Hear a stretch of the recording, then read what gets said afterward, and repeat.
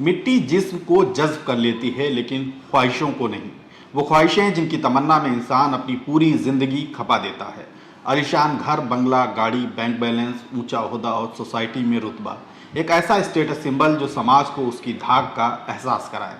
आखिर में हर इंसान के हिस्से में आती है मौत, जिसको लेकर कहा तो यही जाता है कि धन दौलत और शोहरत मौत की आगोश में समाते ही सब कुछ खत्म हो जाती है।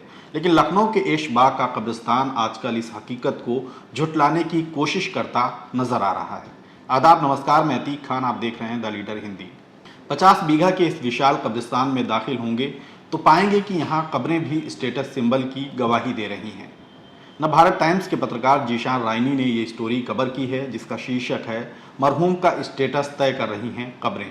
इसमें सबसे हैरान करने वाला पहलू है वो ये कि कब्रिस्तान को कैटेगराइज्ड कर रखा है। 4 कैटेगरी में बांटा है: चमन खास, चमन कदीम, चमन जदीद और चमन आम।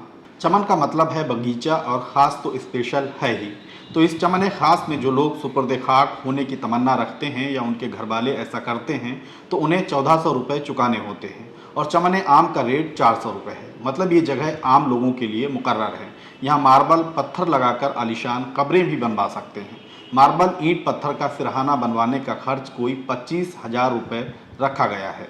चूंकि शहरों में भीड़ उमड़ती जा रही है और मोहल्लों से लेकर कब्रिस्तान तक हर जगह तंग होती जा रही है, ऐसी सूरत में दफनाने का कुछ खर्च लिया जाना तो समझ आता है, लेकिन कब्रिस्तान को कैटेगराइज्ड करने की बात समझ और इस्लामिक सिद्धांतों की बिल्कुल परे है।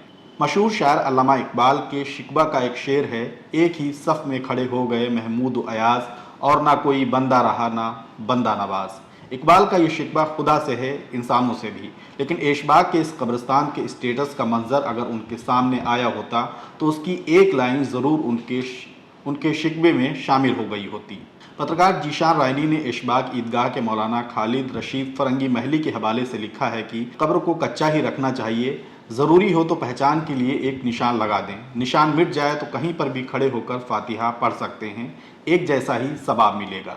कब्रिस्तान की निगरानी करने वाली कमेटी अंजुमन इस्लाहुल मुस्लिमीन के मुताबल्ली सैयद अतहर नबी का तर्क है कि सिरहाने के लिए अलग से 25,000 रुपये इसलिए रखे हैं ताकि कोई पक्का निर्माण ना कराए।